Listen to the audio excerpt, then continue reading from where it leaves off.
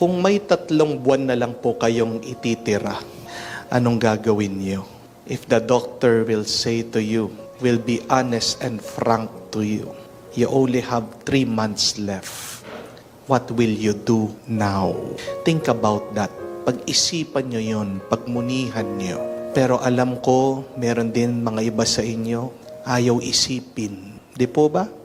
Pinagdarasal, Father naman, wag mo naman pagdasal yan. Father naman, wag mo naman sabihin yan. Knock on wood, wag naman po sana.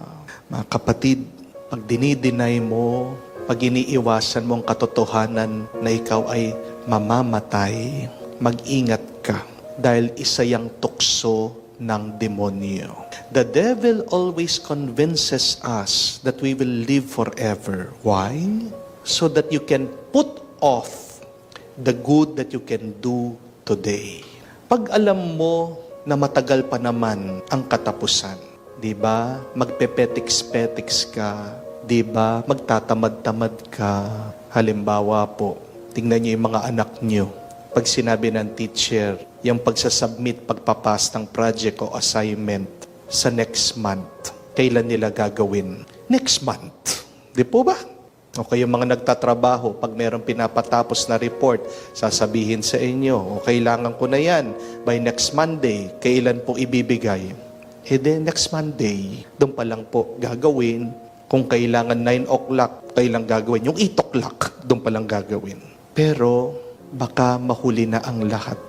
Baka binabaliwala mo, hindi mo pinapansin, iniiwasan mo. Mabibigla ka na lang.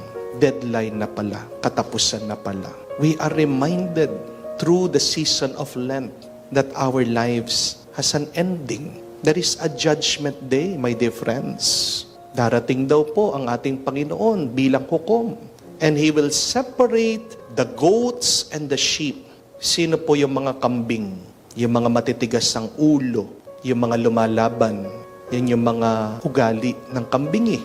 Naninira ang mga kambing, ayaw makinig. Sila ay iniingatan, sila ay pinapakain, pero sinasaktan pa nila yung mga nagpapastol sa kanila. Sino ang mga tupa? Yan yung mga marunong makinig, marunong sumunod, at minamahal nila yung mga nagpapastol sa kanila. Ask that question, my dear friends. Are you a goat or are you a sheep? Paano mo malalaman na ikaw ay ugaling kambing o ugaling tupa? Pag marunong kang makinig, pag marunong kang magmahal, doon ugali kang tupa. Pero pag ikaw ay palaban, pag matigas ang iyong ulo, pag wala kang ibang pinakikinggan, ikaw ay ugaling kambing. Di po ba? But remember, may deadline, may katapusan. At pagdating ng katapusan ng ating buhay, ano ang makikita ng Diyos sa ating pagkatao? We are confronted by the reality of death. Kaya nga, nung Ash Wednesday, nilagyan tayo ng abo sa ating mga noo. Ano sinabi? From dust you came, from dust you shall return. Think about that. There is an ending in this life. Anong may pagmamalaki natin sa Diyos? Sabi nga po ni St. John of the Cross, in the twilight of our life, we will be judged on how we love. At paano ba magmahal? Napakasimple lang naman eh. Tinuturuan tayo ng Panginoon. We go back to the basics. Pakainin yung mga gutom. Painumin yung mga nauuhaw.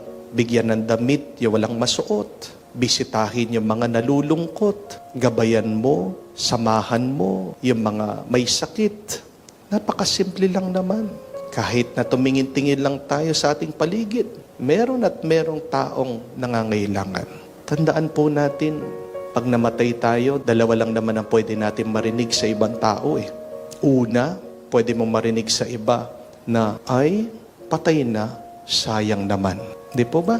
Or pangalawa, kung hindi yun ang sinasabi ng mga tao, pag nalaman nila, nabalitaan nila na patay ka na, ay, patay na, buti nga. Anong gusto nyo marinig pag kayo'y nakahimlay na? Yung sayang o yung buti nga? Remember, my dear friends, that our death is our final performance. Nandoon sa kamatayan mo, malalaman mo if you have done well or have done badly. as we have time that God gives us, gift to us, grace to us, do not waste it. Please, do your best. Do the most loving thing to do.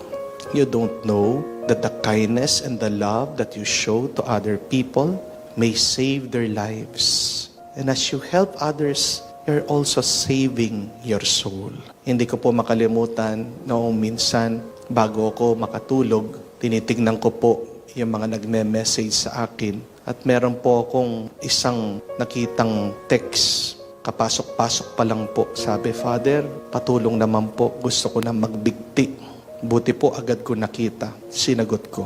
At siya po ay nag-reply, sabi, Father, buti na lang. Sumagot kayo. Kung hindi, baka bukas hindi na ako makita ng aking pamilya, bangkay na lang ako. See, my dear friends, as simple as replying, that act of kindness, giving kind words, can save people. If you want to be good, remember that it is not enough to avoid bad things, evil things. Amen? Hindi sapat yung pag-iwas mo sa mga masasama para masabi mo na ikaw ay naging mabuti na. Ano ang tunay na pagiging mabuti? Ay yung oo, umiwas ka sa mga masasama, pero meron kang ginawang mabuti. Diyan tayo huhusgahan ng Diyos. Ano yung mabuting ginawa mo? Pero para maging mabuti ka, kailangan meron kang malalim na relasyon sa Diyos.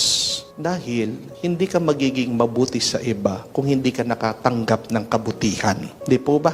Hindi magiging mabuti ang isang tao kung hindi siya nakaranas ng kabutihan sa kanyang buhay. Kaya nga po, pagpasensya nyo yung mga tao na naging masama sa inyo, naging masungit sa inyo, na nag-abuso sa inyo. Isa lang ang dahilan, bakit masama sila? Dahil di sila nakaranas ng kabutihan sa kanilang buhay. O kaya naman, hindi nila pinansin ang kabutihan at pagmamahal na binigay sa kanila. Kaya nga, mahalaga kesa sa pagiging mabuti ay yung magkaroon tayo ng malalim na ugnayan at relasyon sa Diyos. Mga kapatid, sandali lang ang ating oras dito sa mundo. Life is short and death is certain. Make the most out of this life. Yes, seek to be happy, but more importantly, seek to be good. Because our life is not only here on this earth, we will continue this life in the next with Jesus. How to be with Jesus in the next life? Avoid evil, but do not forget to do good. Amen.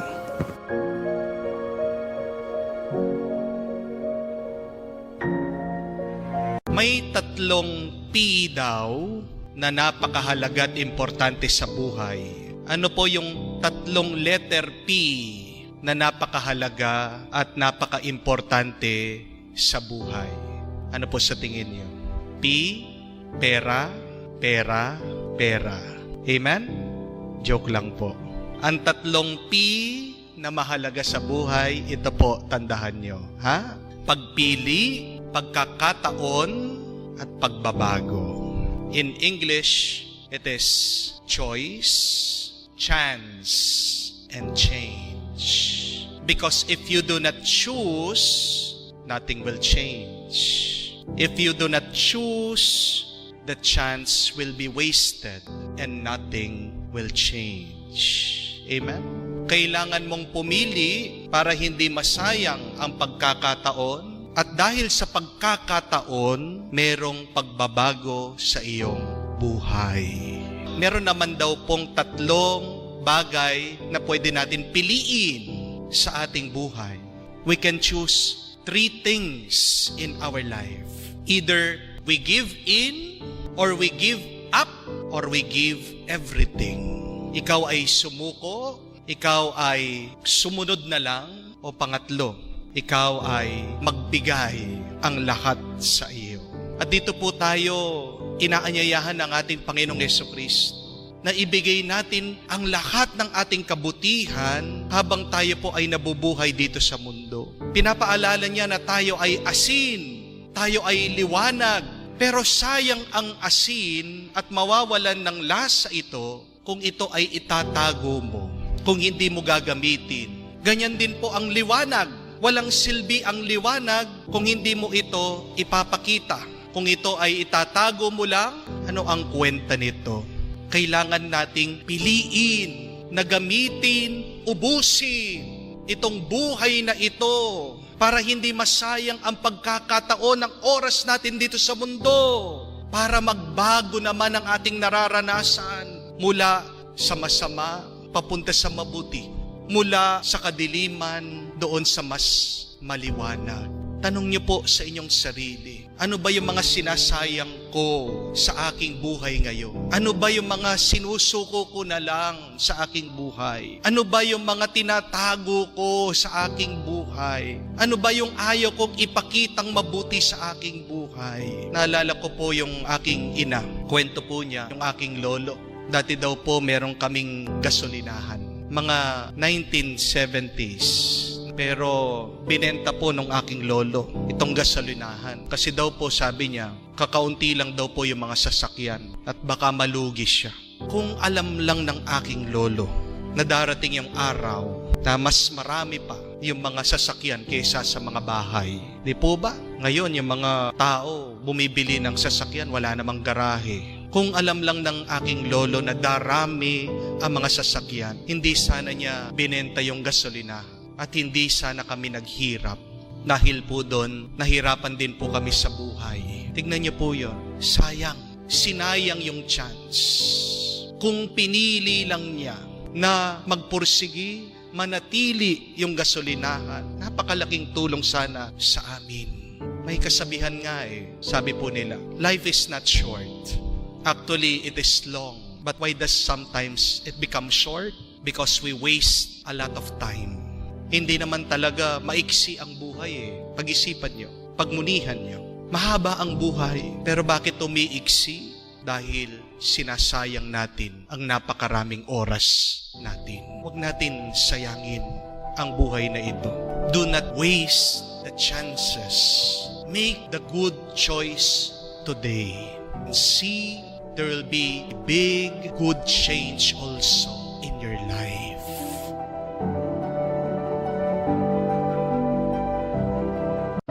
When you are beautiful, it is God's gift to you.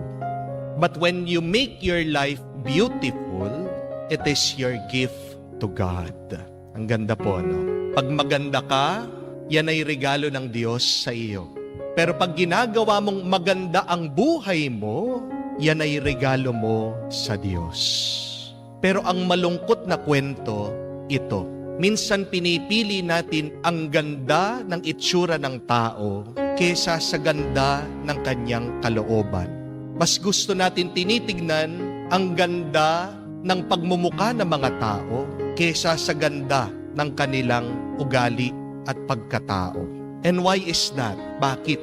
Dahil likas daw tayong tao na mapaghusga. We always judge people by their appearance.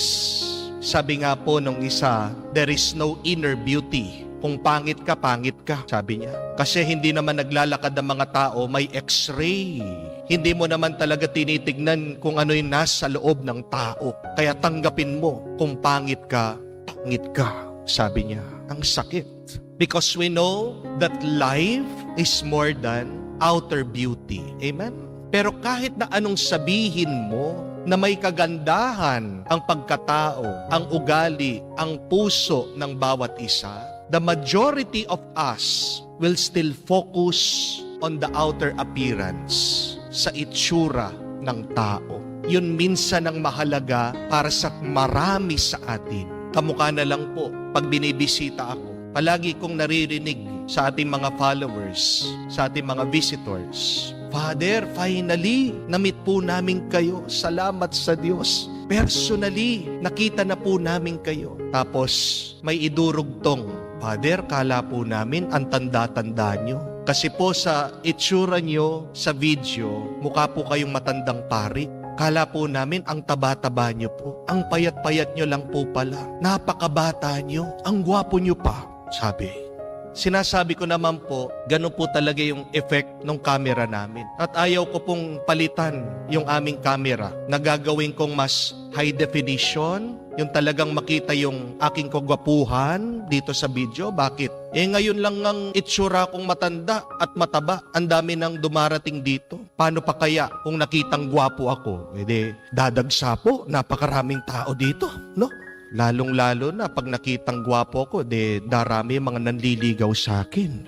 But joking aside, intentional po na ganyan yung aming camera, na walang beauty plus, na walang enhancement. And why is that? Kasi po, ayaw kong mag-focus yung mga tao sa aking itsura. Ang gusto kong bigyan ng pansin ng mga tao, yung salita ng Diyos. I want people to focus, to center themselves, to really listen to inspiring words. Kasi po, yun talaga yung mahalaga. Hindi naman yung itsura ko. Dahil tandaan niyo po, ang itsura ng tao, magbabago yan. Pero ang kabutihan, hindi nagbabago yan. Ang ating kagandahan ng pagmumuka, nakakalimutan. Pero ang kagandahan ng kalooban, hindi mo makakalimutan yan. Amen? Pero ang malungkot na kwento, kahit na anong sabihin nga natin, bibigyan at bibigyan ng pansin ang pagmumuka kesa sa muka ng damdamin at ng puso at ugali ng tao. Kaya anong ginagawa ng tao? Inuubos niya yung pera niya. Pasalamat ka kung meron kang pera, madali maging maganda, maging gwapo. Amen? Maraming treatment, maraming gamot, maraming paraan, maraming pagre-retoke para maging maganda ka, maging gwapo ka. Pero ito yung nakakalimutan ng mga tao. Hindi mo kailangan gumastos para tunay na maging maganda ka at gwapo ka. Amen? Ano lang ang kailangan para maging tunay kang maganda at gwapo? Maging mabuti ka lang. Be kind, be generous, be loving, and that will make you beautiful and attractive. With your kindness, with your generosity, with your goodness, people will never forget you. Si Maria, napakaganda niya. Dahil ba maganda ang kanyang pagmumuka? Ang ganda ni Maria, ang ganda ng ina ng Diyos ay nasa kanyang kalooban. At bakit ginawa niyang maganda ang kanyang kalooban? Dahil paniwala niya na mabubuhay ang Espiritu ng Diyos sa kanya, siya ang magiging templo ng Diyos. At hindi ba nakakahiya? Natitira ang Diyos sa iyo, mananatili ang Diyos sa iyo, mamamalagi ang Diyos sa iyo, pero ano ang itsura ng iyong buhay? Napakadumi, napakapangit, napakagulo. Why should we strive to make our life beautiful? It is because of our gratitude and indebtedness to God. Kung nagpapasalamat ka sa Diyos, nabuhay ang Diyos sa iyo, bakit hindi mo gawing malinis, maganda, maayos ang iyong buhay? Tingnan niyo po yung mga taong gumagawa ng kasalanan. Sino yung mga taong nabubuhay sa kasamaan? Sila yung mga taong nakalimot sa Diyos at sila yung mga taong walang pasasalamat sa Diyos. Pero pag ikaw nagpapasalamat ka sa Diyos at ikaw, alam mo, utang na loob mo ang buhay mo sa Diyos, magsusumikap ka na ayusin mo ang iyong buhay, pagagandahin mo ang iyong buhay para sa iba at lalong-lalo na para sa Diyos.